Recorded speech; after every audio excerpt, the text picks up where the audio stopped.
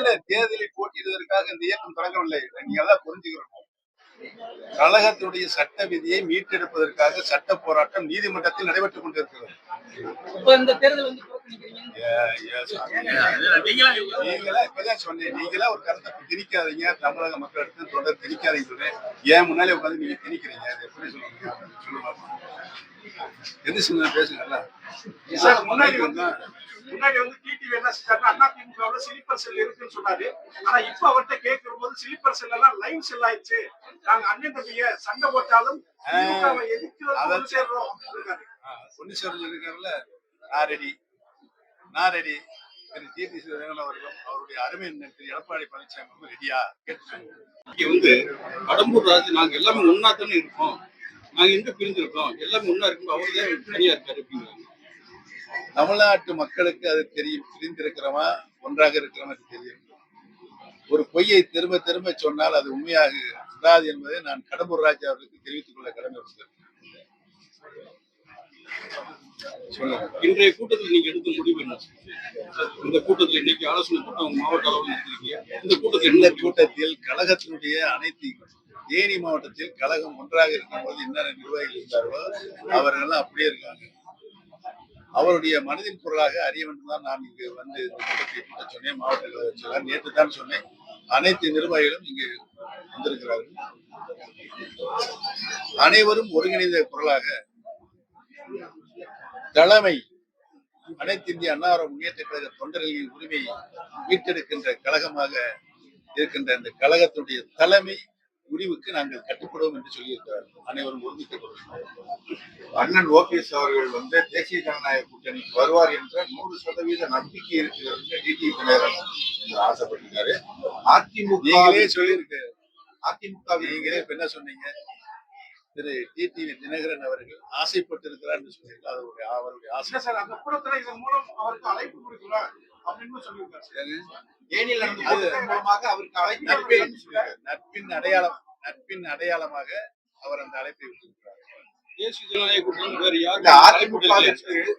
வேறு யாரும் அழைப்பு பன்னீர்செல்வம் அவர்களை இந்த அளவுக்கு உயர்த்தி கொண்டு போய் சேர்த்த அதிமுகவிற்கு அவர் நன்றிக்கடன் செய்ய வேண்டும் என்றால் இது ஒரு நல்ல வாய்ப்பு, தேசிய ஜனநாயக கூட்டணியில் இணைவதுதான் நல்ல வாய்ப்புன்னு அவர் சொல்லியிருக்காரு. நான் ஒரு கருத்தை சொல்றேன். இன்றைக்கு திரு டிடிவி தினகரன் அவர்கள் என்னுடைய அருமை அண்ணன் திரு எடப்பாடி பழனிசாமி அவர்கள் ஜனநாயக கூட்டணியில் வெற்றி பெற வேண்டும், அனைத்து இந்திய அண்ணா ஆட்சி பொறுப்பில் இருக்க வேண்டும் என்று சொல்லியிருக்கிறார். அதைத்தான் நான் சொல்கிறேன். இன்றைக்கு எதிர்முதிரமாக இருந்த டிடிவி தினகரன் அவர்களும் எடப்பாடி பழனிசாமி ஒன்றிணைந்திருக்கிறார் ஜனநாயக கூட்டணி. அவர்கள் நினைத்தால், யார் நினைத்தால், திரு டிடிவி தினகரன் அவர்கள் நினைத்தால் இன்றைக்கு எடப்பாடி பழனிசாமி கையில் யார் கையில் இருக்கு? அவர் கையில் இருக்கு. நாங்க இணைய வேண்டும் சொல்லியிருக்கோம். அதுல இருந்து மாறுபட மாட்டார். யார் இணைய வேண்டும் என்ற கோரிக்கையை மாறுபட மாட்டார். அவரும் அந்த கருத்தை அங்கே வலியுறுத்த வேண்டும். நானே இணையம் தான் சொல்றேன், அவரை இணையம் சொன்னா இணைஞ்சிடலாம்ல.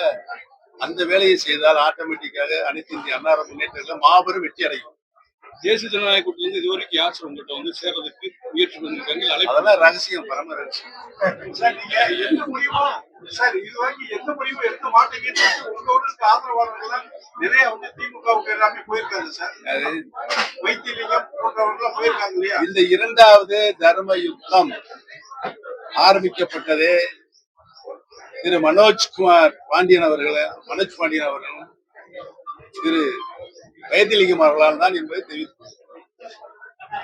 நாங்கள் இந்த கூட்டணி இந்த எலெக்ஷன்ல தாவகவுடனோ இல்ல திமுகவோட இணைய புரியுங்கிற மாதிரி ஒரு மிகப்பெரிய நான் ஏற்கனவே ஆரம்பத்திலே உங்களுக்கு சொல்லிட்டேன். பேசியங்களும் வதந்திகளும் செய்தித்துறையிலிருந்தும் தொலைக்காட்சி துறையிலிருந்து பரப்பிக் கொண்டிருக்கிறீர்கள். அதை நிறுத்த வேண்டும் என்று சொல்லியிருக்கேன். பணிவான வேண்டும் பார்த்துக்கிறேன். இப்ப பார்த்தா உங்களுக்கு பாவமா தெரியலையா? அந்த மாதிரி பொய் செய்திகளை வெளியிட்டு கொண்டே இருக்கீங்க. இப்ப அண்ணன் எந்திரிச்சு கொஞ்சம் சத்தம் போட்டு பேசினாரு, பொறுமையா இருங்கப்பா. அதை இங்க குழப்பம் ஏற்படும் ஒரு பத்திரிகை தொலைக்காட்சியில் போட்டு எந்த விதத்துல நியாயம்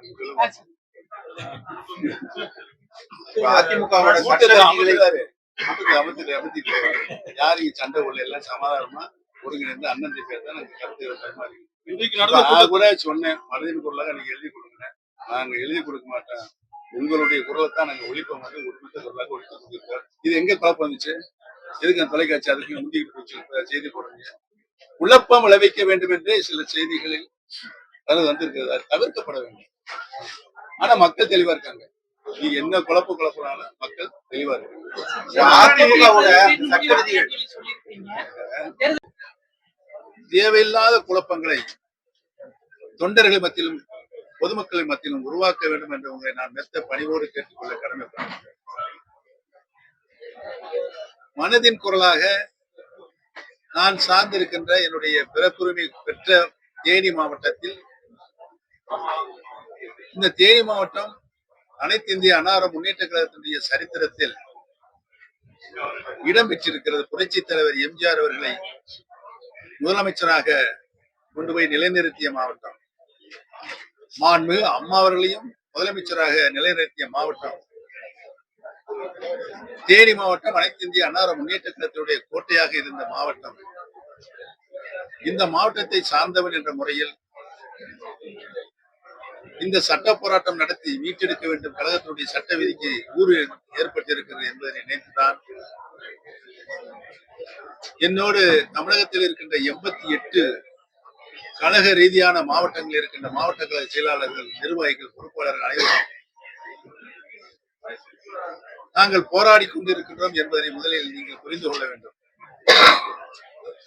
அந்த நிலையிலிருந்து நாங்கள் மாறுபட வேண்டும் என்று சொன்னால், பிரிந்து கிடக்கின்ற அனைத்து இந்திய அன்னார முன்னேற்ற கழகத்தினுடைய புரட்சி தலைவர் மாண்புமிகு அம்மாவுடைய சக்திகள் ஒன்றிணைய வேண்டும் என்பதுதான் எங்களுடைய தலையாய கோரிக்கை என்பதை தெரிவித்துக் கொள்கிறேன்.